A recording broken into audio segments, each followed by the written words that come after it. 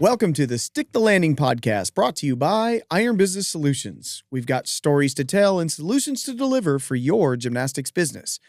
If you're new to the show, I encourage you to subscribe to all of our social media pages so you don't miss any valuable content. Today, I have a couple of very special guests. In fact, the whole family is what I would describe as gymnastics royalty, with multiple national team members, NCAA champions, and an Olympian just in their immediate family, which doesn't even count the dozens of national championship athletes, college scholarship winners, and elite national team members they have coached in their careers. Welcome to the show, Ray and Joan Gnat. Thank you, Ken, for having us. It's great to be here. Man, I'm so glad that you guys accepted, after much coaxing, the invitation to come on the show, you guys.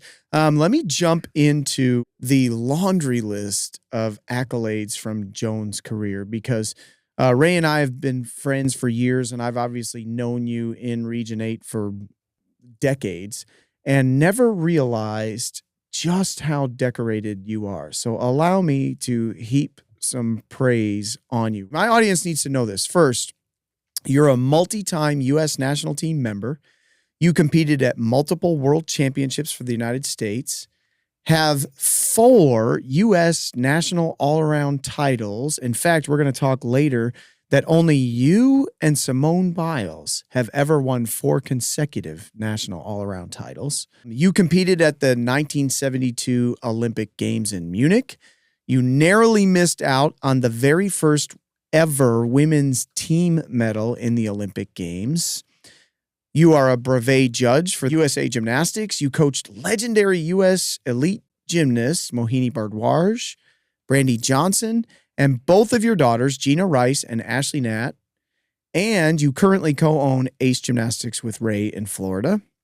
You are a member of 3 Halls of Fame. I've got to catch my breath here. There's so many things, including the Philadelphia Sports Hall of Fame, the USA Gymnastics Hall of Fame, and Region 8 Hall of Fame. What an accomplished life. Thank you so much. It's been so long ago, sometimes I forget. Well, we were talking at breakfast that I keep having amazing guests on my show, and I am just blown away by the stuff that they've done or accomplished or whatever. And I often ask questions like, hey, what was this meet like? Or what was this moment like? And like you, they're often saying things like, well, I don't really remember. I was just so focused. And we talked at breakfast where I said, well, you were so focused on what you were doing, you didn't really realize what you were doing. And I look at all of this that you did, and you probably just went through there with some laser focus and just blew right through it. It's amazing, and you deserve all the praise and probably more that I've heaped upon you. And by the way, Ray, you're no slouch. Also have a tremendous amount of lifelong accomplishments. But unfortunately for you, you're going to look like a slouch when I read your list of accomplishments right after the half-hour introduction that I just gave your wife. But here goes anyway. First, you were an All-American at LSU. If I'm not mistaken, the last ever All-American in men's gymnastics for LSU. Is that correct? I was the last graduating full scholarship for gymnastics at LSU. Yeah, all right. You also coached Mohini Bardwaj, Brandy Johnson, and Wendy Bruce. Brandy and Wendy, both members of Olympic teams for us. You coached both of your daughters, Jeana and Ashleigh, who are also highly decorated. We're going to talk about them later in the show. American gymnasts and collegiate gymnasts. We were talking at breakfast, and we'll get to this later, but one of your daughters has 18 All-American titles to her, and the other one only has 17 to her name. Just absolutely amazing. And then you and Joan, of course, own ACE Gymnastics and legendary cheer in Florida. You are also an original inductee to the Region 8 Hall of Fame. And on top of that, I also claim you to be one of my very good friends, which is probably the best thing on that list. Wouldn't you agree? Thank you. Thank you for listening to the Stick the Landing podcast, brought to you by Iron Business Solutions. The daily rigors of owning a gymnastics business present unique challenges. Get a gymnastics business mentor, one who's been in the trenches for more than 25 years to walk with you through those challenges. One of our mentors will provide you with strategic business planning, a sounding board for problem solving, general gymnastics business tips, and more. Inquire today about our gold medal business package for a year-long mentorship program with one of our team of experts. Let's talk about your family's gymnastics story, since I'm so into this. Like, we have stories to tell and solutions to deliver, which, of course, also includes 2 children inducted to, or I think Ashleigh's about to be inducted to, Region 8 Hall of Fame. What do you guys think of all that? When you think about, like, your family accomplishing all this significant stuff in the gymnastics world. I don't think about it that way. Everything just kind of evolved in its time. And so I think it's great when I hear you list it all.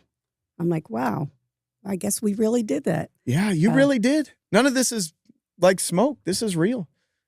What about you? I'm very thankful that, we've had the opportunities that we've had and the people that have worked with us and helped us get to where we are. And the kids are just part of the journey, and they've done a wonderful job. So when you hear the abbreviated version of the things that you guys accomplished, does this bring some sort of in a healthy, we're all believers, and so we understand that we don't want to be proud, right? But there is a healthy version of pride. When you hear this abbreviated version of your sort of accomplishments, is there some sort of familial pride where you guys go, wow, yeah. That's my thought family. Exactly. Wow. Yeah. Wow. We really did something. Yeah. Hopefully we made a difference in the lives of the athletes that we coached and our children. Yeah. Well, I don't know Jeana at all, but we were talking on the way over here today that every time Ray and I get together, whether we're going fishing or hanging out and watching football or whatever, he always gets a call or a FaceTime from Bugs, literally every single time without fail. So I am confident that you guys have made the kind of difference that you want to have made. Let me go ahead and start then in our story with Joan's early journey as a gymnast. How did you get involved in gymnastics in the first place? Well, I am the second youngest of 7 children. Goodness.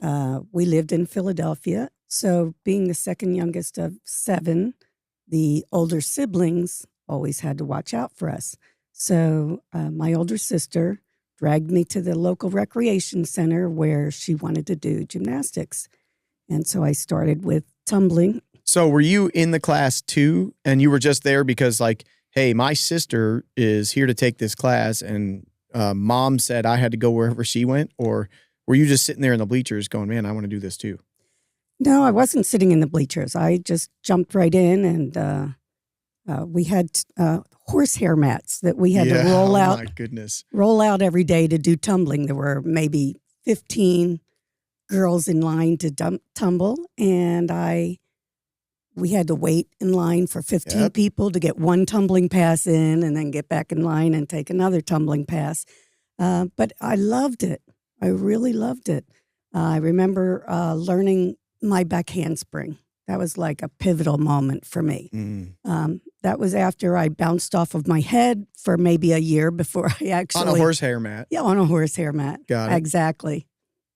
So my gymnastics career started at my elementary school where, an announcement would go up. I was in the first grade. Hey, if you're interested in doing gymnastics, come to school an hour early and see Miss Schuneman in the gymnasium. And we would have to get there, pull all the mats out of the closet. And it was this eclectic grouping of mats that weren't the same width, the same depth, whatever. You just pushed them all together. And we all stood in a long line and waited to run down there. And about the only thing I could do when I first started was what I would call a camper squat front handspring. You go off of your hands and you land on your feet, but you're in this deep squat as if you're in the woods with a roll of toilet paper, right? Right. And that was so I'm standing in line for 8 minutes waiting for my turn to just run down there every single time and do a crappy front handspring. And I remember this kid who was older and not very nice to me, turned around to me one time and said, "Are you going to do that same dumb front handspring you do every time? Why don't you try something different?" And I saw some kids there learning a back handspring, and we had one 8-inch mat, and we called it the crash pad. And so I went over there. I'm like, I got to learn a stupid back handspring so this bully Sean here will shut the heck up, and I can do something other than this. And so eventually I got a back handspring. But like you, rolling out the equipment, putting it all away, and eventually we had a dad made a wooden balance beam, and I guess the gym teacher found an old set of those Nissan parallel bars that everybody still has in their gym because anything Nissan made would survive a nuclear holocaust, right? And so, at this age in first grade, I would do balance beam because I don't know any better, and parallel bars, and then stand in line and do tumbling. But it was awesome. All right, so you eventually started competing, right? Correct. How did you get involved in competing? Just like your initial competitions and those kind of things. Tumbling competitions. So I had a lot of background in tumbling. The beam was very shaky, and it was wooden, and it looked handmade as well. So coach didn't let me get on the beam very early. So it was my mostly PE just teacher didn't tumbling. care. Like, fall, kill yourself. And that happened a bunch. So, that happened. All right. So you did tumbling competitions. Were those tumbling like floor exercise, or literally like tumbling pass, turn around, tumbling pass, turn around, tumbling pass? Pretty much just tumbling pass. Got it. Then tumbling pass, then tumbling pass. My favorite competitions were the ones where they sold chocolate candy bars. So I'm like, oh, I want to continue in this. Just so mom will buy me a bars. candy bar. Heck yeah. That's a deal. Well, I mean, don't we all in our gyms, like, once a month give away some candy to our rec kids? Because that there's a percentage of your rec kids that are here just for the Tootsie Pop that they get once a month, right? So true. It's a good business tip. If you're not giving away Tootsie Pops once a month, get on it. All right. So eventually you get into competing like actual women's gymnastics. And you did gymnastics in the era of a live pianist. Were there any malfunctions or crazy stories or anything like that where somebody played the wrong note or went too fast? A lot of times in practice, our national team pianist, he was a perfectionist. So he would practice and practice and practice the music for each of the national team forward teams. You had one pianist that would travel with you guys to your competitions. Correct. In more local competitions, we had it on cassette tape, had the music on cassette tape. But when we did international competitions, the piano player traveled with us. Wow. And he always got it right. You never had to worry. There was never any panic. You never went too fast, too slow. No, I can't say that for other countries, but for our country, he was the best. Well, it seems like back in the day of like the USSR and stuff, if their guy would have messed up, he'd have been shot out back. So I bet he got it right. I wonder if he was allowed to eat bread. Inside joke, audience. We were talking this morning because, and we're going to get to some of that, but Joan has extensive international experience and talked a little bit this morning about how the Russian gymnasts were never allowed to eat bread. So I think we got a funny story about that we'll bring up later. Okay. Right? Okay. Yeah. Let's not give away the farm yet. All right. So you were the second youngest of 7 kids and tagged along with your sister to a rec center. How old were you, and how did it happen that you sort of really got going in the sport? In 1968, our team went to a junior national competition, and I won a floor exercise medal. I think I won floor exercise. And I'm like, so you got gold? Wow. Yes. On floor? Wow. So I'm like, wow, I maybe could be good at this. So, and my coach would say that to me too. You might be good one day, but he was joking, of course. Yeah. But that just kind of skyrocketed me into wanting to be someone in the sport. So you go to this, what essentially was a JO competition back then. You win. It was a JO like nationals type thing, but it wasn't quite what we know it is today. You win floor, and all of a sudden, whoa, Joan, you might be onto something here with this gymnastics thing, and your elite career is born. So talk to us a little bit about your first international assignment, which is crazy, people. Wait till you hear what her very first international meet was.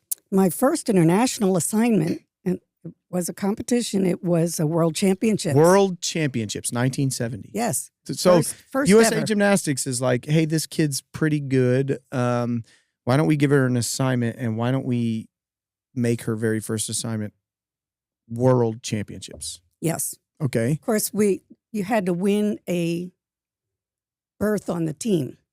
So that was through competition as well. Sure. Do you remember anything about that meet, like where it was or how the meet went for you? Were you super nervous? Did you perform well? That kind of thing. I'd never been in a competition that big, and so I was very nervous. And back then, were world championships in whatever version of 1970s arenas, and so there was like huge crowds and everything? Or? Yes. Okay. Yes, it so was. This would have been your first meet in front of like a real audience. Yeah. Okay. And it was in Yugoslavia. Yugoslavia. All right. I did fairly well. I don't remember any mistakes. So if I go 4 for 4, that's a winning day. Yeah, it is. Yeah. I frequently talk to, well, when I was coaching, I retired from coaching, to my level 10s about the keys to success at level 10 are, first, have routines that you can do clean. You need to be clean, right? The next thing you need, because if you're clean, there's a mess of kids that you're going to beat just because they're sloppy. The next thing you need to do is you need to go 4 for 4, because a huge percentage of the level 10s at whatever meet you're at are going to fall. They're going to make a mistake, right? Correct. And then after that, then you need to start working in the difficulty so that you're competitive. And it sounds like you had the philosophy like, hey, I need to go 4 for 4 at these things. And you did. You went 4 for 4 at your first World Championships. That's amazing. All right. So we talked at breakfast about you and Simone Biles being the only 2 American gymnasts to have won 4 consecutive national all-around titles at the senior elite level. Talk to me about your first 2 in 1971 and 1972, because I know there's some like quirks about those. There is.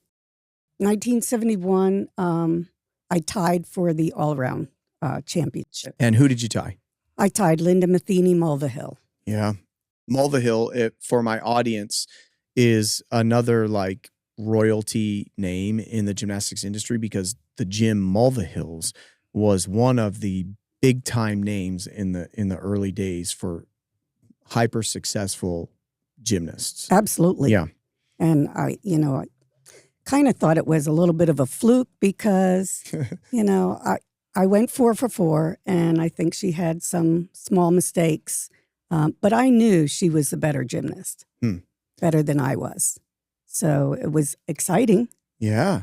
All right, 72. 72, I tied with Kathy Rigby. Kathy Rigby. Again, a person who I knew was a better gymnast than I was.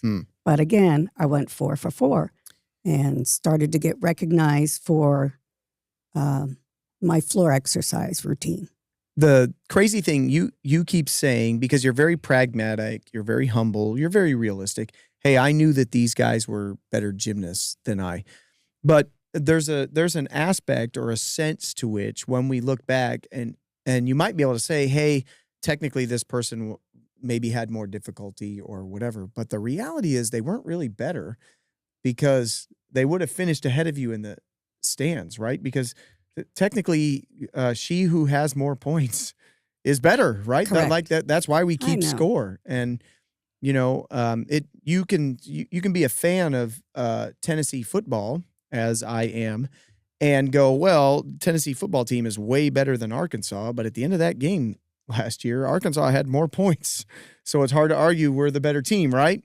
So good on you, and I respect what you're saying and acknowledge what you're saying, but I'm trying to give you a little kudos to not sell yourself short. Let's go forward a little bit in 1972, because after the all-around championship, we have Olympic trials.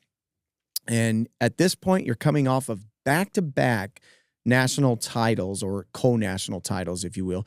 Were you a sort of prohibitive favorite to at least make the team? And did that create any internal pressure? How did you respond to that pressure? And how did the meet go for you? Well, getting back to your first question, was I expected to make the team? I think most people expected that I would make the team. I expected me to make the team, but I think because of the back-to-back championships, I kind of went on autopilot at the trials. Okay. And so I did not do as well as I would have liked to, and I ended up in 5th place. But Fifth still place. made How many the team. made the team? How many make the team? 6 make the team and 1 alternate. Okay, and the reason I ask this is at your trials, there was a little bit of controversy. Tell us about that. Definitely. And it was the first time a controversy like this occurred because all of the teams that were selected, it was from competition, unlike today. But Kathy Rigby injured an ankle, and she didn't finish the competition. Therefore, there was a controversy amongst the coaches that we know that Kathy's our top gymnast, and we need to have her on the team. So Debbie Hill finished the meet in 6th. Right. When Kathy didn't finish, Yeah, Debbie ended up 6th. 6th, and technically made the team. Correct. Yeah, and the coaches get together and say, hey, Kathy's our best athlete. Right. We need to put her on the team, which bumped Debbie into the alternate position, which I'm sure, rightly so, created some frustrations, even some hurt feelings, right? Absolutely. With Debbie and her coach. And, Yes. and I would say they were righteously upset, right? Well, I would have because been. this I is would have the been. first time that anything like that ever occurred. Yeah. Well, even if it happens 10 times, we should be upset about it Of because they course. lay out the, in track and field, they don't get to say, well, this guy ran this particular race slower. He fell in the hurdles. They just go, well, he wasn't fast enough. The next guy's on there. Why do we do this in gymnastics? I don't know. We do. Have you ever had any thoughts like, what would have happened if I would have made one more mistake and I would have finished in 6th? Do you think they'd have bumped you? That's and a put good Kathy question. on the team? That's a good I mean, question. what a mess that would have Probably. made. You think they would have bumped you, or do you think they would have found a way to say, well, Joan and Kathy are better than Debbie. We still need to bump Debbie. Yes. Well, if I was in the 6th place position, I never even thought about it because I was so ecstatic that I had made the team. All right, so 72, like again, this is why your life is so crazy and amazing. 72, the games were in Munich. And for my audience, the Munich games are famous for what a group of terrorists had done to the Israeli team. People were killed, hostages were taken at the Olympic Games, right? So I say the 72 games are infamous for what happened to the Israeli athletes. As a person who was there on the ground, what was going on around you? What did you notice? Like, what were you guys thinking? Well, the Olympic Village was always bustling with people, athletes all over. And that particular morning, one of my teammates and I left our apartment area and we're going to get breakfast. And when you left, did you know anything had gone on? No. Because the thing I want to remind my audience of, 1972 was not the information age, right? Correct. We didn't have internet. Your phone wasn't blowing up breaking news, right? Right. And, there were 3 television stations in the United States, and you guys were over there in Germany. I don't know how many they had there, but I bet none of them spoke English. Correct. So it's not like you turned on the TV and were like, oh, holy crap, what's going on? So you woke up, went to breakfast, and hostages had already been taken, and you had no idea. Had no idea. The Olympic Village was bare, empty. So you walk Pretty out much. there and you're going, where the heck Where is is everybody? Yeah. And so we, being teenagers, we go in, we have our breakfast. Have breakfast. Why not? And- Hey, look at this. No line. Yep. And the commissary was actually directly adjacent to where the hostages had been taken. Wow. So then we go back to our dormitory and the TV is on. And the maid that was on our floor spoke very little English, but she spoke some English and started to show us what had transpired. And so then we look out the window and there's army trucks surrounding the Olympic Village. So wow, it was frightening yet being a teenager, you think you're invincible. We wanted to get a closer look at what was going on. So, we went out into the Olympic Village, but didn't see anything. Wow. Aside from all the craziness that was going on, let's see what can you tell us about the actual gymnastics competition? Did you have a good meet personally? What do you remember from the meet? For the most part, I had a good meet, but I specifically remember what every gymnast remembers. Oh, I had a fall on beam. dang it. Beam, it's the pommel horse of women's gymnastics. Curse you, balance beam. True. But all everything else was fine, and our team ended up fourth. Fourth. This close to the bronze. Correct. Which would have been the first ever women's team medal for the United States. And back then, the Soviet Union won.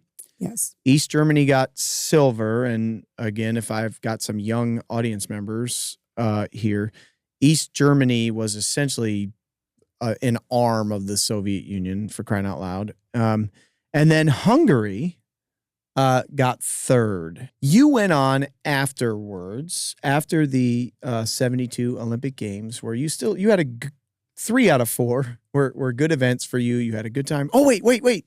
I forgot to get you to tell the bread story. We were at an international competition, and I think you mentioned earlier that the Soviet team was not allowed to eat bread. Again, for my audience, there was all this tension between the United States and the Soviet Union. But you guys, as far as gymnasts, you guys were friends might be too big of a word, but certainly you enjoyed each other's company and whatever. So Oh, absolutely. yeah, you guys weren't enemies. And we could see, because we ate it at separate tables, but in the same area, we could see that they weren't allowed to have bread. Not just bread. They were kind of stingy on no desserts or sweets or nothing. So they were the first abusers of their athletes. We just learned to copy them apparently later. Of course. Right. But we realized that the hotel room that we were in was directly above the Soviet women's So hotel one floor room. above the Russians. One floor above. We took some bread and started handing it down to them. Out the window, Yes. handing bread down to the Soviets Yes. to feed those guys. Now, you thought you were extending a kindness to the athletes, and the Soviet coaches thought you were sabotaging their athletes. Absolutely. All right, so 72 happens, and you go on to win 2 more national titles in the all-around in 73 and 74, hence 4 consecutive. And these were not No, these were not championships. tied. You just won these. Outright. Yeah, way to go. And you competed again at the 1974 World Championships, where you had your highest all-around placing at a World or Olympic Games. Is that right? Correct. It was top 20. Yes. Yeah. Which was, again, back then, absolutely amazing for U.S. women. We weren't back then what we are today, and especially because the Soviet bloc was what it was. All of Eastern Europe and the Asian countries were just so good at gymnastics. That's right. Yeah. So 17th was amazing. So is this when you retired? And if so, what brought that on? After the 74 World Championships, I did retire. The thing that made me make that decision, I had made long before that. I knew that was going to be my last competition. And I had always told myself that I wanted to go out when I was on top. I'd seen too many athletes that continue their careers and they slowly decline in their placements. And I didn't want that to happen to me. So, and you retired. Did you have any regrets in the coming years? Maybe I could have hung on another year, particularly 76. Did you go, man, maybe if I'd have hung on, I could have made one more Olympics? Or were you very content in your decision to hang it up? I was content. I'm very decisive about it. That's awesome. It's great to hear an athlete that retires and has completely come to grips with it in a very healthy manner and can live the rest of their life regret-free about that. Because we've all seen or had athletes that maybe retired what we thought was too soon, right? And later when they're 30 years old or whatever, express regrets, right? Right. No, Right. I had no regrets. That's And great. I was 20 years old also. And back then, the equipment was not as sophisticated as it is today. So we had a wooden balance beam, no spring floor. So my body, So you got the crap my body beat out was of a you. little, little beat up. And again, audience, they did in her era what we call beat bars. And if you don't know what that is, when you're done watching this episode, Google it or type beat bars into your YouTube search and see. It really was like they beat their bodies against the bars to execute their moves. It was crazy. Joan, what an awesome career as a gymnast to really even us here at the table plainly acknowledge Simone Biles, greatest female gymnast of all time. Absolutely. It's not even close. But to have your name mentioned as there are only 2 American women who have ever accomplished 4 in a row national titles in the all around. Have you ever, because I know you to be a super humble and practical person. Have you ever thought about it in those terms and actually said, whoa, yeah, maybe I was pretty good? I did have a lot of pride in it. Okay. All right. That's fair. Good. I would have. I'd have T-shirts that I'd still be wearing. I didn't brag about it, but I was. Oh, I would have. I enjoyed it. This is why the world is glad that Ken Harris has accomplished so little in his life, because he'd be telling you about it. You're listening to the Stick the Landing podcast, brought to you by Iron Business Solutions. Adjusting tuition upward to account for inflation and market tolerance is one of the most difficult and important decisions we as gym owners face. Let Iron Business Solutions take the guesswork out of what you should be charging. We'll perform a full market analysis and deliver a plan to get you into your sweet spot, including a schedule and the wording of emails. Inquire today about our tuition calculator package with a money-back guarantee if your business is already within market tolerance. All right, let's move on and get Ray's early story over here. Ray, you and I, we grew up only about 15 minutes apart from each other. Just a quick drive up Glen Ellen Road, a right turn down Army Trail, past the Portillos, and into Addison, and we could have been best buddies. Tell us what it was like growing up the oldest of 6 kids and how you got involved in doing gymnastics at all. Very similar to Joan, I had the opportunity to do Park District tumbling classes and dance. And so I was taught by Len Palmer, one of the inventors of the spring floor. But this was way before that time. Yeah, audience, if you own a gym or work in a gym and you've heard the phrase Palmer spring floor, they've got those 4-inch springs with the little plastic caps that make everything nice. That was the Palmer spring floor. Yes, and Len Palmer taught me my first backhand springs, and his wife Yvonne was the dance teacher. And my sister and I would go to acro and ballet kind of stuff and learn to dance, and I'd have to wait. And they said, well, don't wait. And I'm sitting there in my snow boots. Moon boots. Yeah, trying to be up there shuffling off to Buffalo and learning different dance moves. And she's like, just take the boots off and join the class. And so I did this for about 6 to 7 years. I was like 6 years old at the time. And Len Palmer took me over to Barry Keeley's newly opened gymnastics facility. And Barry accepted me without having to pay tuition and did a little cleaning the gym. Yeah. You had to clean some toilets. Clean Yeah, some toilets, do something to earn your keep and to be able to be in here. At what, 13 years old? 11 and 12, actually. Wow. About 12 is when I started getting on the rings and getting on the floor. Okay, we didn't talk about this in our Zoom call, but I wonder, did the fact that Barry asked you to do something to earn your keep help instill in you the work ethic that you currently have that drove you all those years to be such a good coach and drives you now to be such a good gym owner? Because to be honest, if you're going to start a gym from the ground up, anybody that's done it knows it's backbreaking work, and it is nothing but hard work. And it sounds to me like Barry might have done you a favor to help you at an early age understand or appreciate. He did. He took care of me. Barry still lives in Virginia Beach and still owns a gym. He's actually coaching still at over 80 years old. Oh my goodness. And so I do touch base with him once Sounds in a like while on Barry Facebook. needs to give me a call so I can help him retire. Yeah. Call Iron Business. Barry, if you're listening, call Iron Business Solutions. We'll get you set up. Barry's thing is for kids' sake. And that's what you'll read. You know, Barry cares a lot about his athletes. With that said, both you and I acknowledge our middle schools had gymnastics in Illinois. Competitive gymnastics. Like we competed for our middle schools. Yes. Like literally. And then I went on to Addison Trail, and I was coached by Fred Dennis.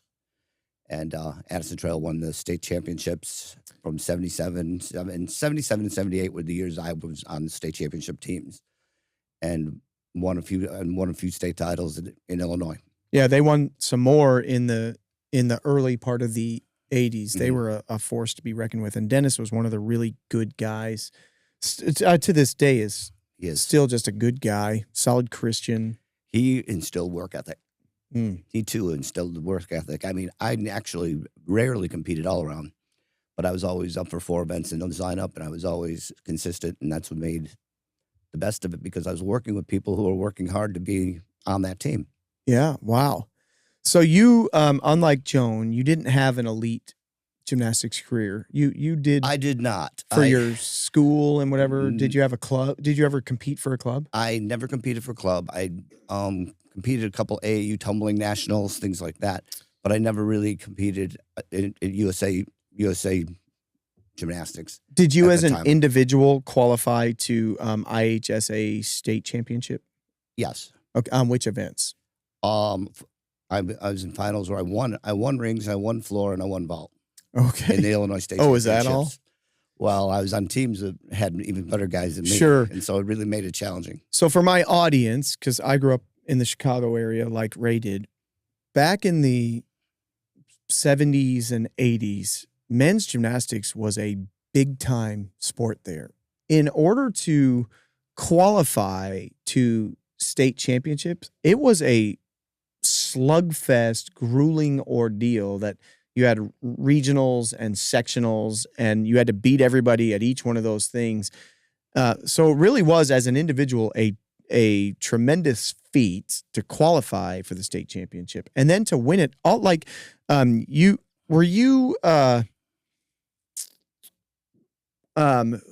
got disqualified? Was it Bart Connor? Bart Connor was on the 70. Bart Connor went to Niles West. Yeah, Niles West in Illinois, coached by John Burke, and John Burke had led Bart all the way to the 76 Olympics, where they qualified him from competing against us because he was so much better than us. Yeah, at that time. And so Bart went to the 76 Olympics. But so that you guys know, this is the caliber of gymnasts that in that era were competing in Illinois High School Athletic Association gymnastics. So like right now, most of us gymnastics coaches would acknowledge that high school gymnastics is an inferior product compared to even like the DP program. Correct. Right. And back then it was not. It just was the best of the best were there. The stands were full. Yep. At Mount Prospect High School at the time. And there were college coaches out there looking at us, scouting us, and taking notes and recruiting us right out of high school. And so you ended up at LSU without a club experience, without an elite experience. How did you select or end up at LSU all the way down from Chicago? Because of Fred Dennis, I had so many opportunities to and he wanted you to go to Southern Illinois, where he went to school. Yeah.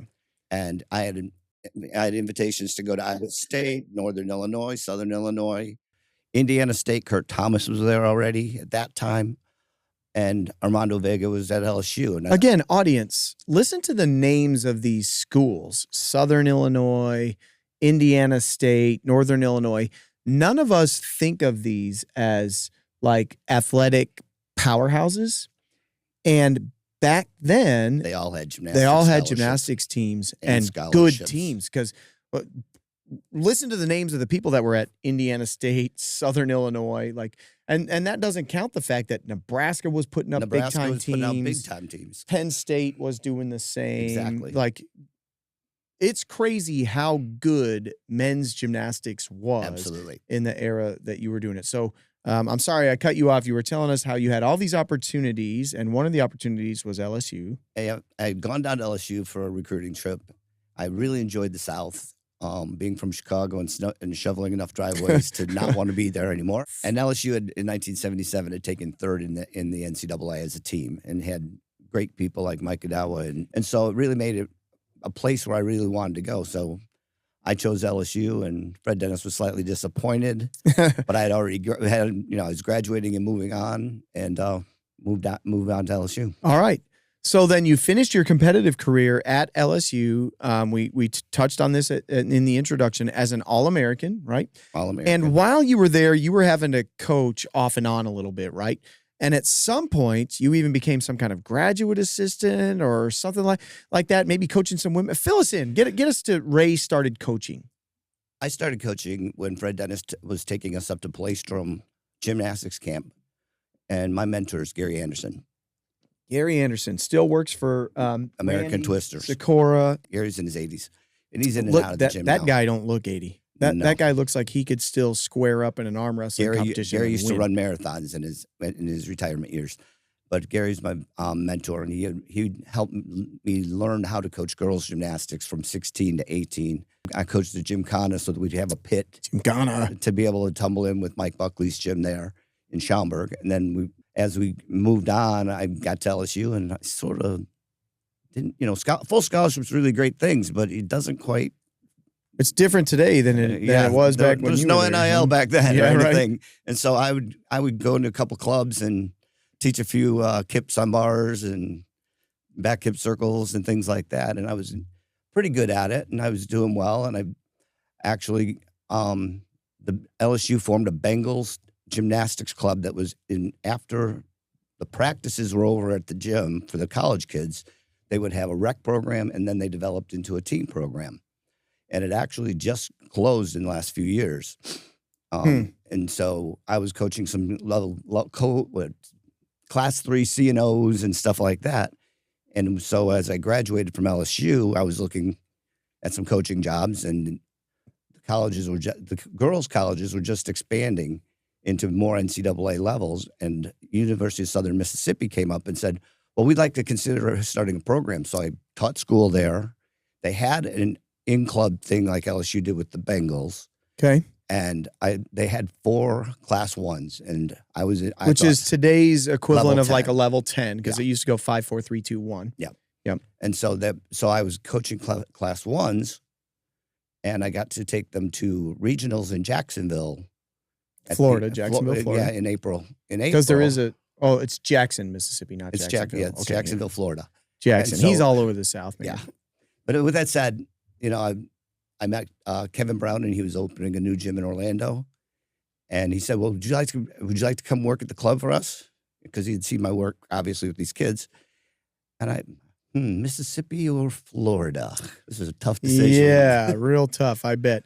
And for my audience, Kevin Brown is the famous Brown associated with Brown's Gymnastics, and we might talk about this a little bit here. Well, coming right up, we're going to talk about this, that he and his wife, Rita, were the first people in the United States that really looked at their gymnastics club as a business. And Rita had some really out of this world business acumen. And at one point they had a Browns location in Houston, in Orlando, maybe in Vegas. Original one was in Gainesville, right? And one in Gainesville, that's right. They both went to Florida, at University of Florida, as a wrestler and a gymnast.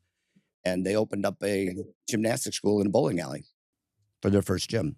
So that's the Kevin Brown that saw you coaching at Southern Miss or with those class 1s, Mm-hmm. and said, hey, why don't you come work in Orlando? And you said, oh, yeah, I'm getting out of Dodge. I'm heading to Orlando. And all right. I did.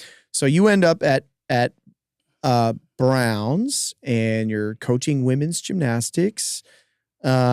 And Joan, how did you get started in coaching? Well, excuse me. I got started in coaching right after the 74 Worlds. Okay. My ex-husband and I bought a gym in Minnesota. So we coached there. And at the time, he wasn't your ex-husband. He was just your husband. Correct. Right. Yeah. So we coached there for 10 years. Loved the people in Minnesota. Just wonderful, but hated the cold weather. And it was really cold there. Yeah. So we wanted to move further south. His parents lived in Hilton Head Island, South Carolina. Played a lot of golf there. So we moved there and started another gym. Okay. So what happened to the gym in Minnesota? The gym in Minnesota had merged with a recreational program, so we didn't need to sell it or anything like that. Okay. They just hired other coaches. Perfect. And coached in South Carolina for 6 years. Left the gym to go to work for Browns when I divorced. And at this point, you had Jeana, and she was starting to show some potential. So a portion of the reason to go to Browns was you were looking and going, hey, this would be a great place for Jeana to do gymnastics. Is that correct? Correct. Okay. It wasn't the only reason. There were lots of reasons. Right. So now he's already been at Browns for a few years. You arrive, and I think the story of the two of you guys catching one another's eye is kind of a funny one here. On your first day to meet Ray, do you want to tell the story about the little hot shot coming in the gym, too big for his own britches? Oh, yeah. All definitely. right. Do it. So we had already started on events. I was coaching beam and pretty much was there Rita wanted to spend more time on the business, which she is still Veritable a genius. business genius. Yep. Yeah. Agree. So I was coaching beam and we had already started. So this guy comes walking through the door. Late, because Raymond, they had already started, mister. That's right. Late for work. Got sunglasses on. Just a little sketchy looking, but anyway, he comes in and all the girls, because they know he's a good coach and a good spotter, and they're calling Gnat, Gnat, Gnat. So cocky little Ray walks in his sunglasses. He's got a tan because he just got off a boat from a fishing trip. All the girls are like, oh, look, it's Coach Ray, Coach Gnat, Coach Gnat, Coach Gnat. And a little bit, you're like, what a jerk. And a little bit, you're like, he's just a little too cocky. I'm kind of into this guy, though. Yeah, he's cute. Yeah. Very cute. You walk in, you see this hottie coaching beam. New hire. And you're kind of like, new hire. Hey. Yeah. She's a pretty good looking girl. Yeah. I'm into this. I was. All right. So this is how you guys meet. All right. Sorry. I always think those stories are super interesting. At Browns, you guys together coached a number of very high-profile American gymnasts. For the time being, let's leave your daughters out of the equation because we're going to talk about them in a little bit. Do you want to talk about some of the high-profile athletes you guys coached together or whatever there? I had the opportunity when I started on May 25th of 1985. I said I walked into the gym, and so did this little brown-haired girl from Tallahassee. It was Brandy Johnson. Brandy Johnson. And longtime listeners of my show will remember that old Kenny boy sometime around 1987 started to have a crush on Brandy Johnson, the girl that walked into the gym, and Ray started coaching. She ends up going on to the Olympics. And she ended up winning the national title in 86, the junior international title in 87, and making the Olympic team in 88. Yeah, fantastic. And you had a role in this. I got to spend a lot of time working with her too. Along with that, now right at 87 and 89, Wendy Bruce, also an Olympian, moved into the gym from Fort Lauderdale, and a little bit of rivalry, a little bit of, I don't want to use the word pitting against each other, but they both made the world team in 89 in Stuttgart. Wow. And were they friends, but those type of friends who, because they were both hyper competitive, almost pushed one another to be better than Brandy would get something, and then Wendy would go, oh, I better get something too. And then Brandy goes, oh crap, here comes Wendy. Was it kind of like that? It had a lot going on like that, but after the Worlds, Brandy was on her way out at 89. And so she didn't continue at that point. And Wendy climbed up that ladder to the 92 Olympic Games. Okay. But before that, in 90, Mohini Bhardwaj comes Yeah. into the picture. And Mohini is the best trickster I ever taught. And you guys together worked with Wendy and Mohini, Yes. right? Both of you guys. Yes. And you didn't get to the gym till the year that Brandy, like you got there in late 89, is that right? Or early 90? Late 89. Okay, yeah. And that's when she Brandy was had already retired. done, Okay, yes. so, but you had a hand in Wendy's development and Mohini's development. Yes. Any funny stories from either one of those? I know you were saying Mohini was a big trickster. Oh, Mohini could do almost anything. I mean, Mohini was one of the best tricksters. Wendy had a better style. Wendy was a lot cleaner gymnast. Mohini was the trickster. I feel like 95 Visa championships were in Knoxville. I really feel like that. Okay. And I had a 15 passenger van, and me and a bunch of our coaching friends, we drove to Knoxville to watch this meet, and we were all cheering on Mohini because it was super fun to say, "Let's go, Mo." And so we were doing that. I got a whole bunch of funny stories. I'll tell you guys off air some crazy crap that happened in Knoxville. Any funny stories? Not funny. A lot of great experiences. Yeah, because you're not as funny as me. No, I am not. That's a high bar to reach. Hard to Ray. reach. I It understand. is. And so is He's drop dead serious all the time. Unless when he's on vacation. This is the Stick the Landing podcast, brought to you by Iron Business Solutions.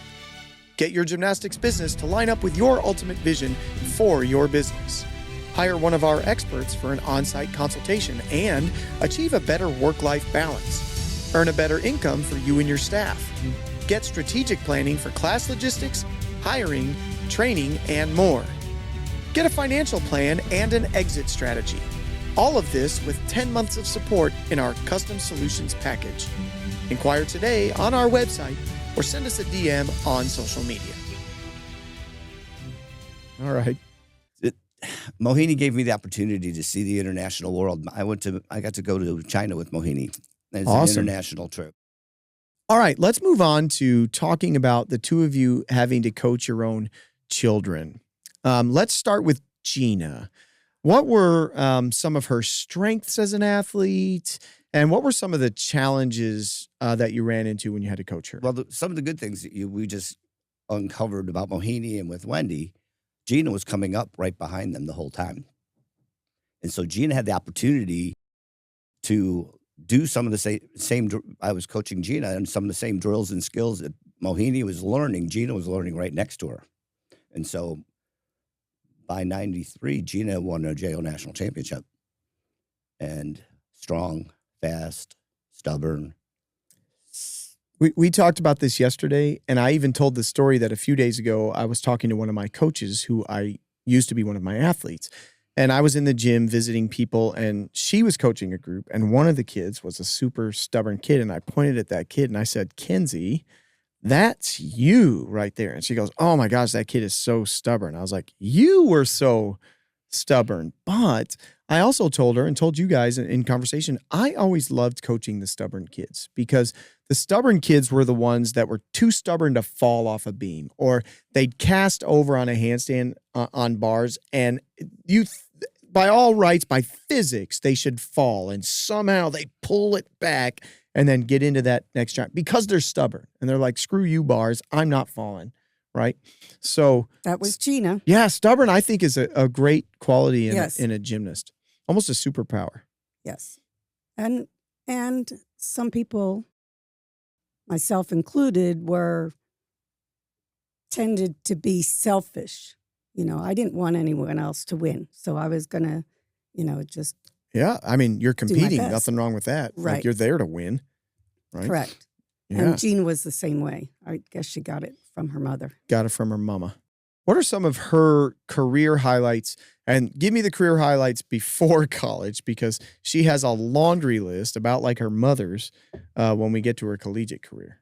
Like I said, in 93, she won her first JO titles. And by 94, she was going into the elite program. In 95, she was in the junior international.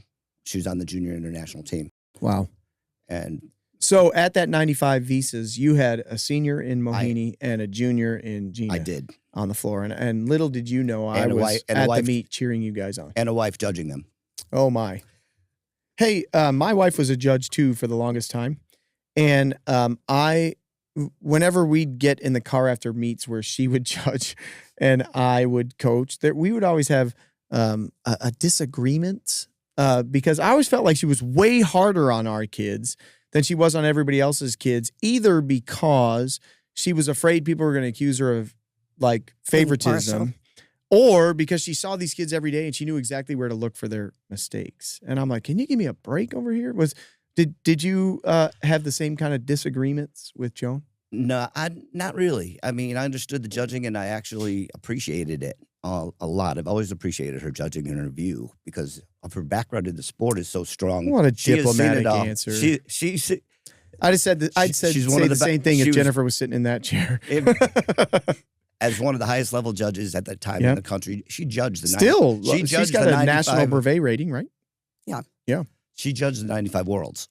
Wow. And so the respect for what she was doing with that and seeing how hard it was to be able to manage this elite stuff at the same time, she was doing that. And so it was, like I said, Jeana's stuff followed right behind Mohini stuff. And so Jeana had the best of both worlds training behind great. So junior national athletes. team, what else? What were some other cool things she did? Jeana was on the national team and she had a trip to China. As a senior? As a senior. She went to China on an international And were assignment. you and Jeana lowering bread rolls to the Chinese kids? No. No. But Jeana was that good that she was on track to possibly make the 2000 Olympic Games. Wow. And what derailed that or caused that to, come to a halt? Well, I think at that time she started looking at college, and I think that she just said, I'm kind of tired of this. It's so much easier. Once you have your stuff to be a senior elite, right. You can do half and be a top collegiate gymnast. Right. And she had been on the national team for 4 years, and I think she just had enough and wanted to have fun with gymnastics. So give me the short version of her recruiting story because she ended up at Alabama. Correct. She had visited Michigan State and Utah and absolutely fell in love with Utah. There was a complication. There was a complication because that's where she'd have wanted to go. Right. Yeah. Because she was homeschooled for a period of time. She was 1 credit short of what she needed to graduate. And so Utah wasn't able to offer her a scholarship. When she finished her credit, and she did graduate, before she graduated, Alabama came and said, we'd like to have you. So she ended up at Alabama. Okay, fantastic. Talk about some of the highlights of her NCAA career, because this is mind-blowing how good she was in college. Mind-blowing. How many times was she an All-American? 18. 18 times. When you had to go to finals to be an All-American. So 8 out of 20 tries. Unbelievable. 20 attempts, because she competed the all-around. Right. She made event finals 18 times and was named All-American. Mm-hmm. Yes. Does she have any national titles, and how many? She won the NCAA all-around title in 2004. Okay. And she was an AAI award winner. Talk to the audience. She was Honda. Oh, she was Honda. Talk to the audience about... Sorry, I'm mixing up my girls. When you say the wrong name, Mm-hmm. when I'm around Jeana, I'd say Bugs. When I'm around Bugs, I say Jeana. So, what is a Honda award winner back then? The Honda award winner is the Heisman Trophy. Heisman Trophy of Gymnastics. Of gymnastics for women. Jeana was the SEC all-around champion. She had won SEC titles on numerous events over Too the many 4 to years. count. Yeah, I can't even give you the number. And she helped Alabama to the 2002 team title, and she won over Mohini in 2004. Wow. Correct. Won the all-around. Okay. Again, we're just bragging on the Gnat family over here, making the rest of us look bad. Thanks a lot, jerks. for a short period of time, coached both of my kids in gymnastics, and certainly made some mistakes, because coaching your own kids in a sport like gymnastics, for sure, comes with a unique set of challenges. In fact, I'm going to do a whole episode on this. I don't know if I can squeeze it into season 2. It might be the end of season 2 or early season 3, where I'm going to have a bunch of different gym owners' kids on the show who are coached by their parents. And we're going to talk about it. We're going to hash it out. So you had to coach 2 different of your own kids. And I always say that, hey, a part of coaching is growing. I'm not at 48 years old. I was not the same coach I was at 38 or the same coach I was at 28. And growth comes from experience. So before we get into like Ashleigh's gymnastics career, did you guys learn any lessons as a parent coach by coaching Jeana that helped you be more effective for Ashleigh when she came around? Absolutely. One thing that I would say to anyone who coaches their own child, don't bring gymnastics back into home when practice is over. Such sound advice, and so hard. I mean, you really have, sometimes it takes a lot to squash that crap down, because you want to say, why would you do that on bar? And you can't. Yeah, absolutely not. And so you guys learned it the hard way? Actually, we learned it the hard way. I mean, we would come home and be Jeana talking about gymnastics, and she would go to her room and slam the door and not want to hear it. Awful. All right. So speaking of Ashleigh then, you want to talk a little bit about Ashleigh's pre-collegiate career? Yeah. Can I interject for just a second? Please, please. People know her as Ashleigh and they know her as Bugs. And one question that we often get is, how did she get the nickname Bugs? And because of our last name is Gnat. Gnat is a bug. Makes a ton of sense. Pesty little bug. Yeah. So that's how she got the nickname Bugs. And I thought by middle school that she would be done with being called Bugs. Nope. Still today, at 30 years old, she's called Bugs. By everybody? No, her boss. team girls. Her boss. Yeah, Jay calls her it. Well, Jay knew her when she was Bugs. Yes. Yeah. The LSU girls most of the time call her Ashleigh. Okay. So my daughter has a nickname that I still like, and ironically, it's Bubs, Bubbs, and it comes from when her brother, she's 2 years older than her brother, and we were trying to teach Hunter to speak a little bit, and he had a bottle, and Mackenzie was helping and kept trying to get him to say Baba, Baba, and hand him the bottle. Well, he was associating Baba with Mackenzie, not the bottle, so he started calling her Baba. That was her. He'd be like, "Daddy, Baba's punching me," or whatever, and I knew he meant Mackenzie. And Baba became Bubba. He started calling her Bubba, and probably until he was about 13 years old, still called her Bubba. And so we at the house just called her Bubba. That's just what, hey, Bubba, and Bubba got shortened to Bubs. And now if she calls, I answer the phone, "Hey, Bubs, what's up?" Or embarrassingly at volleyball matches, she'd get a kill and I'd be like, "Way to go, Bubs." And everybody's like, "Who the heck's Bubs?" I'm like, it's Mackenzie. All right. We're going to go into Bugs' pre-collegiate gymnastics career. Ashleigh was born in the gym. She Not literally. pretty close. 3 days after she was born, she was sitting in a bassinet next to the beam. And she really didn't have much of a choice. We didn't have any sitters or anything like that. And she grew up she grew up starting at Brown's gym in the bassinet the whole bit, and continued playing gymnastics for most of her toddlerhood kind of days. But she was also doing back handsprings at 3 already on tumble tracks and things like that. Totally developmentally appropriate. Yeah. All of us gym owners did that dumb stuff. Yeah. She was flipping off a trampoline. Well, I mean, they're watching all these kids do it all the time. They're going to try it by themselves. Like, you might as well give them some instruction so they're less likely to die. That's right. Yeah. Yeah. And so she had come up through the system, and she was a compulsory gymnast just like all the rest of them. And she had a younger age. I mean, at this time, you got to realize Jeana's already gone to school. Jeana's at Alabama when Ashleigh's 6. Yeah. So Ashleigh's really not growing up. She's growing up more as an only child. Sure. But she also had teammates, just like Jeana did, in front of her to help her see a direction of sport that she wanted to follow. So she had somebody like Mariah Martin, who was an All-American at Denver, was one of her drove around in carpools for us and took care of her. With that said, Ashleigh grew into she was a 9-year-old level 8 at one time. And she was trampoline taught. And so she was twisting real early. She had her fulls. She had her double fulls. 2.5 is all done by 8th grade. Wow.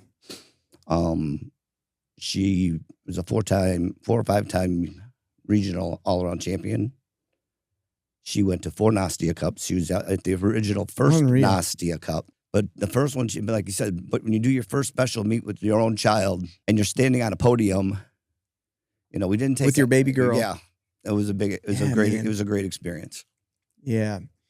Now, I absolutely love and adore my son, and anybody that knows Hunter and I knows we have a fantastic relationship. We're tight. There's something about a baby girl. There is. Right? And it's just, well, how about college? How did she end up at LSU? Because that was a crazy story. It's a fun episode in a sense. She wasn't really highly recruited because she was really sloppy. I mean, she was a trickster and she could trick all over the place.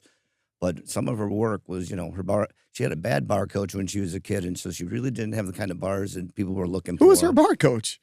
Yeah, me. Yeah. I don't know anybody that's going to look at you and go, Ray, you're a pretty bad bar coach. Well, the better part was her vaulting because she had her Yurchenko double full by her sophomore for 3 years at JO's and never really hit it until her senior year. I mean, it was flipping and twisting all over the place back then. But she was also very solid on beam. She had a 3-flight on beam. She had great beam because she had a great beam coach. And so between the tumbling and the beam and the vault, she had some really great stuff. And we were out there and people would say, well, where is she going to go to school? And so Jay Clark from Georgia came down and looked at her and was very interested in her. Bob Moore from LSU came in and saw her vault and was interested in her. And the other people had given away scholarships already. So we really were struggling to find a home for her to go to school. Because she was like a late bloomer. Based on her ability, she was late to the table for colleges to show up there. So a lot of these like highly touted schools, they give away their scholarships a lot earlier. Yeah. Yeah. And so Bob called Dee and asked Dee Bro and asked can we bring her in for a show so she could see the school?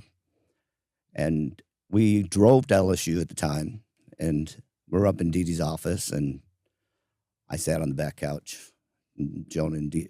Yeah, because it's her decision, not hers. It is, but it's my school. Dee Dee Bro kept mentioning, well, ask your daddy, tell your daddy, he'll tell you where to do.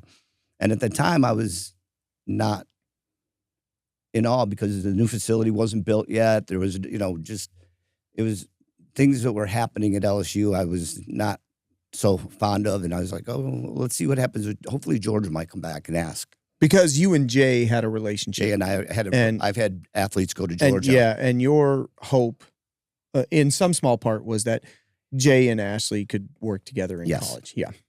Okay, and this is why there's like a little bit of a miracle story here, audience. So keep going. So Jay comes back down one more time, and he's looking at her, and he calls her the regional legend. He's building her up. And he leaves on Tuesday. She comes back in Wednesday morning and goes, Dad, I'm going to LSU. Would you please give Jay Clark a chance? Yeah. And she made her mind. Yep. She had already made up her mind. And so she's going to be a tiger. Yeah, she's going to be a tiger. And so he said, Ashleigh, you have to call Jay. Yeah. And tell him that you've chosen LSU over Georgia. And how did she respond to that? She probably just picked up the phone and started Yeah, dialing. yeah, she was. She She, did. yeah, it wasn't hard. It wasn't hard for her decision because it's already, in her head, she was already she's going to be a Tiger. And at the next time that NCAA's come around and Georgia struggled a little bit, and Jay Clark was let go from Georgia. Yeah. Well, we pull up at summer camp at LSU, and Jay Clark's in a golf cart. Clark Is it wearing a purple shirt Yep, in a golf cart yep. because he took the job As the assistant coach at LSU, at LSU. So baby girl gets to go to daddy's alma mater and Ray gets and gets to have Jay Clark. Wow. Yeah. Praise God for how these things work themselves out. And where is she now? LSU. Definitely a God thing. Working for Jay Clark. Yeah. So, hey, what were some cool like accomplishments of hers in college? Because she was a how many time All-American? She's a 17-time All-American. And At the time, she had won at least one national title on vault, right? Was it no. She actually won the national floor title. floor title, not vault? No, she won. She won a lot of vault titles, but not that day. Okay. She had 6 10s on On vault. vault. Wow. Right. She had her Yurchenko double full cleaned up by Bob Moore. And so national title on floor. And while she was an athlete, LSU got this close to winning the team title, Yes, but got second. yes. But she decides to come back as a coach, and She wanted to pursue coaching right out of graduate. I mean, that's not After she got her master's. Yes, Yeah. Jay Clark formed a grad assistant position for her at LSU so that she could stay on with the team. And she finished and got her master's degree, and she's still out. She came back from this going out hunting for a college. She goes, I want to coach college. I want to see what I could do. And she went out and she had a couple interviews at a couple different schools. And Sarah Shire Brown at Penn Penn State. State called her up and said, come up for the interview, and hired her. And it was COVID year, it was 20. Yeah. And so it was really a rough year for everybody. I mean, for college Yeah. gymnastics, there's Yep. nobody in the stands. Their kids were limited to what they could do and things like that. And the season finishes at Penn State, and Dee Bro retires from LSU at the time. Yep. And Jay Clark calls her up at about 11:30 at night. And he says, we would love to have you back coaching at LSU. And a year, And she or was it woke up 2 years later? What happened? Well, first of Well, all, first when he made the offer, she Called us. called him the next morning and said, was I dreaming? Because it was 11:30 at night. Right. She thought, maybe it was a dream. So she called Jay and she said, was I dreaming or what? And he's like, no. You know, I think one of the things that he really wanted from Ashleigh is the culture that she created when she was an athlete at LSU. And he wanted to keep that culture. And so she returns to LSU, and a couple years later, what happens at LSU? LSU wins the national Wins the Natty. championship. That's their first one. Yes. Yep. Mhm. Yep. And by the way, a couple of weeks before we filmed this episode, number 1 Oklahoma visits number 2 LSU, and LSU wins the meet. So it's going to be a race this year. They exciting. very well could end up with number 2, and it's going to just come down to who hits. It's exciting. Who hits hits? that day? Yep. Any given day. Yep. That's crazy. Collegiate gymnastics is very exciting right now. All right. So getting back to you guys as coaches, at some point in all of this, the two of you decided it's time for us to go our own way and open a gym in Longwood, Florida. How was that decision made, and why specifically that area? Part of the reason was that we still owned a house in Florida. And in Georgia, where we were coaching at that time, we were living in a small apartment with Jeana and Ashleigh. Ashleigh was just a toddler. And I kind of felt that, you know, we have a house down in Florida. If we moved back to Florida, we could open a gym.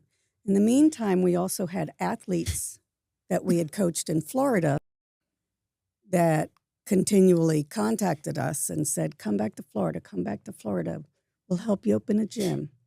So that's when I nudged Mr. Gnat over here and said, we need to do this, And so we did. And for the first 3 years, it was grueling.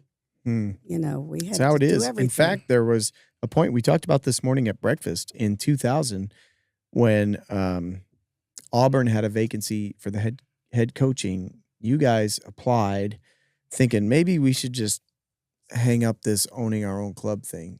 And then there's a God story there because He closed that door. he closed the door and said, no, I need you in Longwood Yes. running a gym. I have plans for you.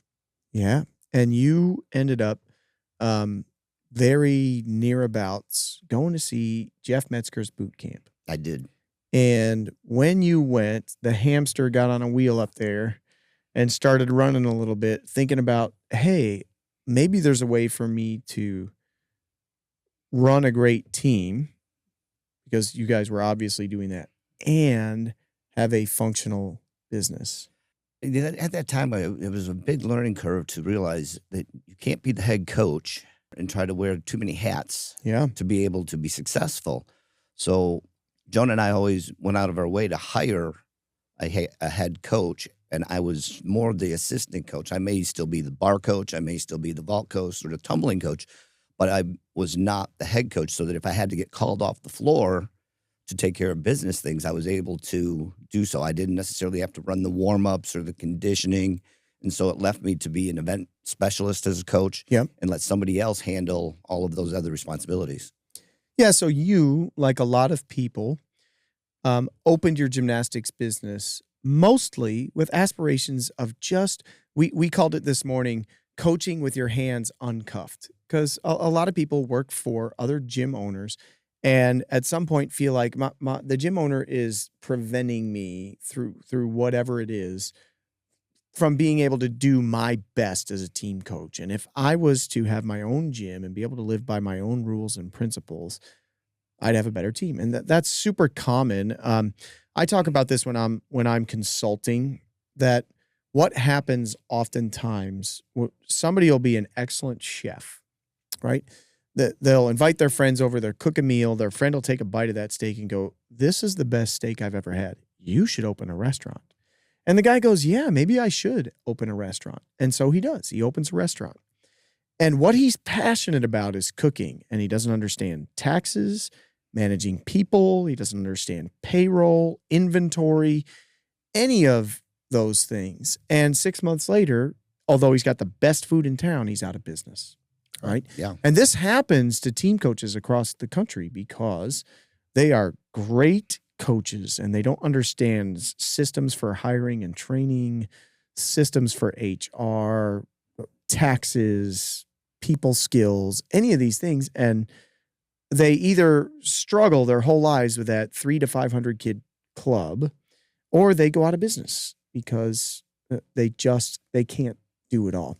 And if I can make a shameless plug for Iron Business Solutions, one of the things we do is we come in and we help these people develop the systems that they need so they can go ahead if what they want to do is be great team coaches, but their gym operates independent of their great team coaching with these systems in place and they can do it. So you guys open that way. But one thing you guys, without necessarily reinventing any wheel or whatever, you guys developed a fantastic, I call it hyper successful after school program at your gym. Do you want to talk about why you guys think it is so successful, or maybe what are some of the core beliefs of that program that just have it as, it's a money-making machine for you guys because you do it really well? Well, we incorporate the gymnastics as a part of the after-school program. And so I think that a lot Well, I don't think anybody's surprised by that. I think people are surprised by the other part. Talk to them. About the preschool? The fact that you guys incorporate learning into your after-school program. It isn't just about, right? It's not just about come in and do gymnastics. Well, we had opened a preschool program. Yeah. Yep. And in the preschool program, It was an accredited learning program by the state. Yes. yes. Yeah. They called it VPK. Yep. Voluntary Preschool program that the state pays for. Yeah. And you were accredited. Accredited. So you had to do some very specific things. DCF. Yeah. Jump through hoops. Yep. We did. But it was about a mind and body experience. Yes. I love that thought process there. A mind and mind. Yes. Academics and learning. And also they get physical fitness because they get in the gym as well. And not a lot of preschool programs have that availability. Yeah. Smart. Another thing you guys do really well is every year you host a meet, the Daytona Beach Invitational. Let's talk a little bit about like how the meet started. Like what made you say, you know what we need to do? We need to have a meet. Why you selected Daytona Beach? I know it's not that far from you, but still.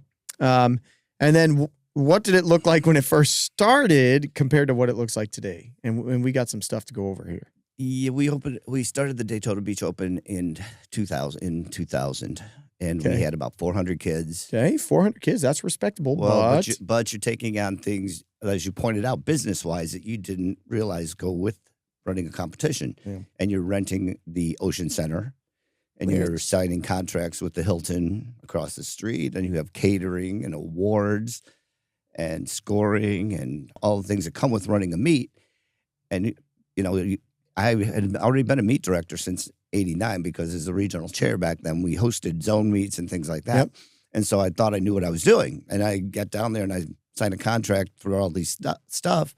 And I only have 400 kids and I lost $17,000. $17,000. And what did you have to do?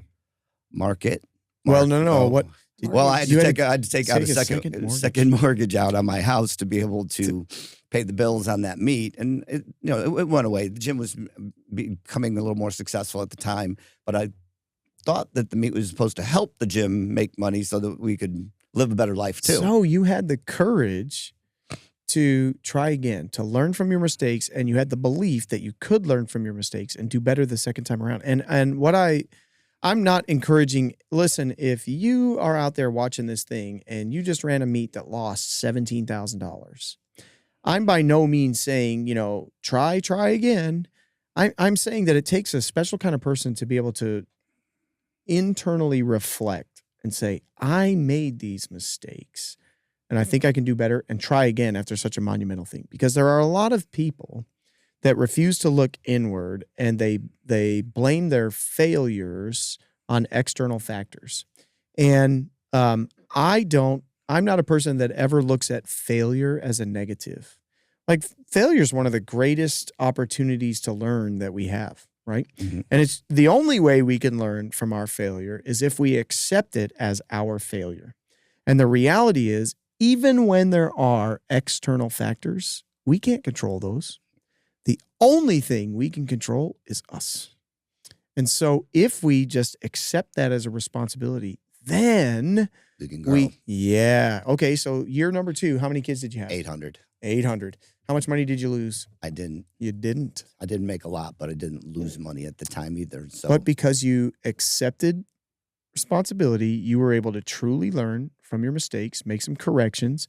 And then the third year, I'm imagining... Well, we added the men's program to it, so it's a men's and women's competition. Yep. So by putting the men in there, we had gained another couple hundred, and we had climbed over the 1,000 mark, and we were starting to do well. And our word of mouth, and our reputation in the sport, and that we had some great kids coming up to compete against, and people would want to come down and compete against Joan and Ray's teams was helpful too. Yeah, because we were going out to the bigger meets.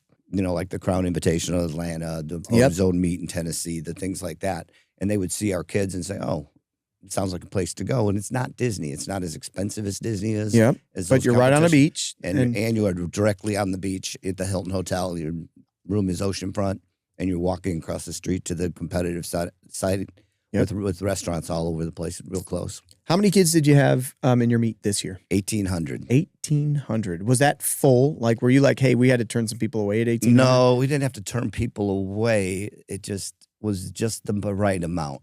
Okay. I would like to stay at that amount. That number would be just about perfect to do it again. And when do you guys typically run this meet? The meet will be run January 30th weekend in 26. So it's typically at the very end of January, Or the beginning of first, February. we struggle with the Daytona 500 because And the Super Bowl. I feel like we went one year and the Super Bowl was the same. Yes. Super Bowl same was the weekend. same weekend too. I was like, curse you, Ray. yeah, but Super So Bowl. he finishes early on Super Bowl Sunday, and then I remember Everybody getting can out of the watch meet Super and Bowl. going to a sports bar with Jennifer to Yep. eat, and we watched the Super Bowl. the Super Bowl. We do that, yeah. Recently, you guys thought, hey, it might be time for us to hang it up, and you sold, I'm using finger quotes here for people who are just listening, ACE Gymnastics, and had to repossess it. Talk to our audience, and you had to repossess it because you did owner financing to Yes. sell this thing. Talk to our audience about some lessons that you learned in that sale, because thankfully, well, you got one aspect of that right enough that you were able to repossess it and salvage it before it was catastrophically gone. Talk to us about what happened. In 2015, we had the opportunity to sell the gym. And one of the things that I would stress is... Was it that long ago? Yes. mhm. Oh my gosh. The years are flying by right Yes. now. Oh my gosh. Okay, go ahead. Ashley was competing, and that was one of the reasons for us to consider the sales. We weren't able to go see her competitions because we were all tied up with the business, and we really wanted to see a few more meets. And so with that, we took the opportunity. We had someone come up and make us an offer, and we accepted the offer.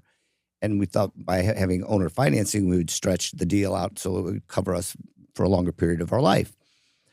During that same time, we owned the building at ACE Gymnastics. The other advantage to doing owner financing is if you own a gym and you've got somebody internally, and you didn't sell it to somebody internally who's got a high-ranking managerial position in there, but can't afford to give you what your business is worth, and certainly can't go to the bank and get that money, is it enables you to sell the business to somebody who otherwise wouldn't be able to afford it, but you think might be able to do a good job. So it's sort of a win-win. That's what the hope was. Yeah. I mean, we really wanted them to succeed and be successful. Of course, with it. of course. And it was working out for about 16 months. And then they came to us and said, well, we can't pay them the lease. Because you owned the building. I owned the this building. was the saving grace. This for you is the guys. saving grace of how this closed is, well, you just forfeited although you don't want to, not making the money to make the payments for the gym, also, you can't afford the lease either. And so when he couldn't afford the lease, we pulled the owner's part of the lease and went, well, then you're going to have to move out. And we were going to retake, and we were able to repossess the business. And so our lawyers had written all of these contracts so correctly that all he had to do was back it up, and it took about 90 days, and it was painful, as a learning experience. But, and as you point out, I wouldn't do it. I probably wouldn't do it with that low a down payment ever again, because there was a huge trust factor in that. Sure. And again, in the scenario that I described where you do owner financing to somebody that is internal, they may not be able to afford what would be a comfortable down payment. So what I would encourage my audience members, and remember, I'm not your attorney, please check with your attorney first, whatever disclaimer I need to put here, is I would encourage people to put in the sale contracts quarterly audits, and then what are called trigger mechanisms for failed audits. So as an example, you could have quarterly audits and define what a failed audit would be. And it could be a missed payment, whether it's rent or on the business, is a failed audit. Enrollment falling below a certain number is a failed audit. Gross revenue falling below a certain number is a failed audit. And a failed audit triggers something else. And a reasonable thing is to say something like 3 consecutive failed audits triggers a repossession, or 5 failed audits out of 10 failed audits triggers a repossession. And if you put these things into the contract, it is a relatively safe way for you to be able to owner finance the business and get it back when you are seeing the early warning signs of the business starting to struggle. So if people wanted to know more about that, reach out to me. I'm happy to help you guys. I'm not going to insinuate here that anybody at this table is old, so please don't misinterpret this, but we're friends. I know what's up. As you approach retirement, what are your plans both personally and for the business? Having spent some time with you, Ken, and Iron Business Solutions, I've been able to see that I can create a management team that can allow me the freedom to not stay in the gym as a coach and partially not as an owner yet. I'm still in it a little bit as a day-to-day, and this is since September. So it's not been a long period of time. No, not long at all. That we put these steps in place so that we can monitor it on a regular basis, because we're only 5 miles from the it's only 5 miles from the house. You go by the building all the time, and I'm able to check with the people, make sure it's going good, like you said, sort of like an audit. And say, go in and say, okay, open up the iClass and show me what the numbers are, and always send me the payroll. How much is the payroll this pay period, and where are we at? And so I'm able to check on those kind of things, but not have to be in there to run the business on a day-to-day basis. I'm lecturing at Region 5, 6, 7, and National Congress this year, and at a couple of those, I'm giving a lecture that's titled something to the effect of the 5 easiest data points to track to know the health of your business. And it's sort of a self-audit that if you're tracking these things, it's like giving your gym a physical, right? We go to the doctor every year, and they take our temperature, they do some blood work, just some basic things. Just going to the physical isn't going to tell the doctor, oh, you have pancreatic cancer, but it might show some symptoms that go, hey, something isn't right in here. We need to dig deeper. And these 5 key statistics, if you're tracking them, will give you early warning signs that something in your business is unhealthy. You need to dig a little deeper. So people, if you're at any of those congresses, come see my lecture. So what are your plans personally then? If you're starting to step your way out of the gym, allow it to keep paying you an income, but do less and less for it. What do you guys want to do? We like to fish. Yeah, well, does he really like to? I mean, he likes to come on the boat when I'm fishing, but I don't see him catching a lot of fish. Yeah, he likes to fish, but he really doesn't catch. Yeah, well, that's right. It's called fishing, not catching. Yes. Right. Listen, I love having you on the boat. We just need to do it more often. What about travel? I know you guys have mentioned some stuff about, is there a bucket list place that you go, you know what? We got to get to this place. Well, we're looking at a Viking cruise for this summer. Is that where you're going to go fall. pillage a bunch of like small villages and coastline towns? Yeah, I guess. Oh, boy. We're going to Vegas. And we love the Cirque show. We love the Cirque shows. Yeah, there's a bunch of them there. To see some shows and to see Kenny Chesney. Oh, country music, let's go. Yeah, and then in July we're going to Belize. Oh, fascinating. I can't wait to hear all about that. Listen, guys, it's been a pleasure to have you guys both on the show and hang out with you in my hometown of Nashville. Before you guys go, though, I want to ask you the same questions I ask all of my guests, and they're the 2, I call them the time machine questions. The first one is, if you could go back in time and undo any one decision that you've made, and it doesn't have to be gymnastics related at all, what decision would you undo? I think I would have learned from the sales of the gym experience a little differently. I probably would have needed to make sure I had a higher down payment on it and like you said, I should have been able to, because I had loaned the money, I should have been able to audit and come in and see the books a little bit better. I mean, when you borrow millions of dollars for a building, doesn't the bank audit you every year? Exactly. Yeah. Yep.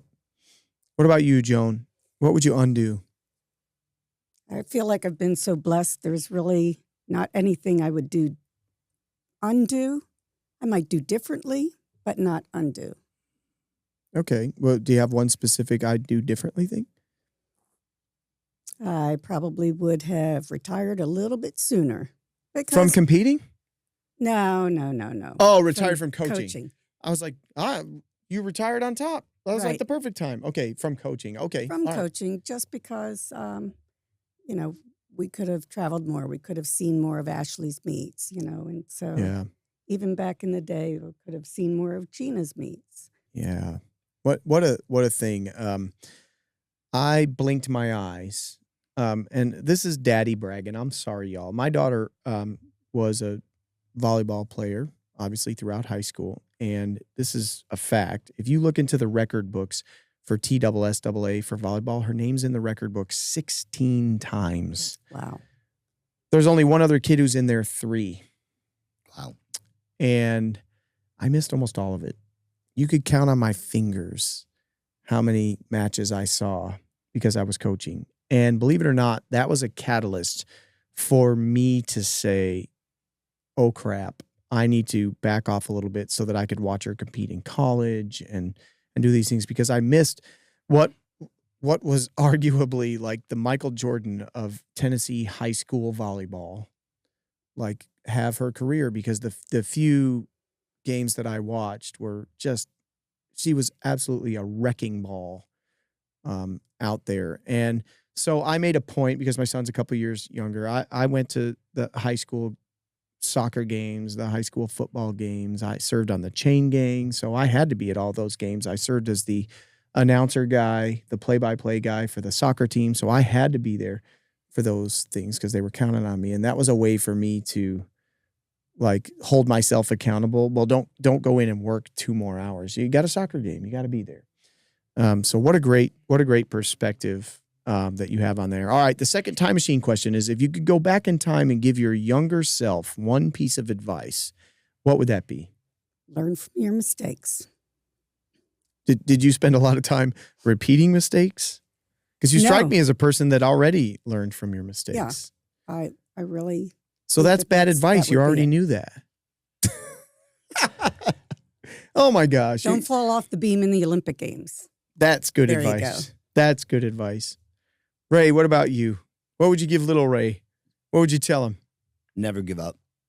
Always seek your dreams. Good words of wisdom. Everybody needs to hear that. Don't give up, man. Stay in the fight. Because you know that last step might be the only step you need to take.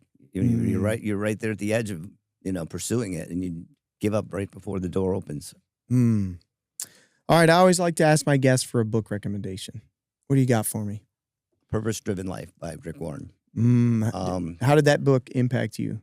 It told me obviously, as it says, it's purpose, but it also told me that I was going to be a teacher. I've always been a teacher, and I really enjoy that role. Excellent. Joan? One of my favorite books is 90 Minutes in Heaven. It's a story of a pastor who gets into a serious car accident and is counted as dead for 90 minutes. 90 minutes. And God sends him back. Wow. And when he was in the car before the rescuers, he felt someone holding his hand. And a few years later, he told another pastor friend of his, "Thank you for holding my hand when I was in there." And the pastor turned to him and said, "That wasn't me." So he knew it was God. And it 90 just Minutes really, in Heaven. Yeah, fabulous story. And Purpose-Driven Life. But wow, excellent. I'm going to read 90 Minutes in Heaven. It's going on my list. All right, I'm recommending to my audience this month the 10 Rules of Life, or 10 Rules for Life by Jordan Peterson. It's a super easy read, and it's full of the kind of advice your grandma or your great-grandma would give you. It's just practical, meaningful. It really will impact who you are as a human being and how even you view yourself. Ray and Joan, it's been an absolute privilege to have you guys on the show today. I look forward to getting together again soon in Florida. Thank you to my producer, Tom, for accommodating us today. And as usual, people, until the next episode of Stick the Landing podcast, brought to you by Iron Business Solutions, I'm Ken Harris with Iron Business Solutions, and we'll have stories to tell and solutions to deliver for your gymnastics business.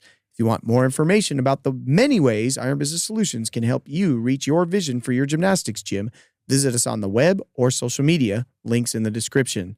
And if you enjoy this podcast, please be sure to like, follow, and subscribe to all of our social media. See you next month.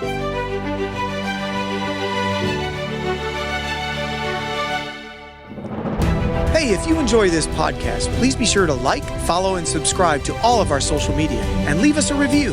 Links in the description.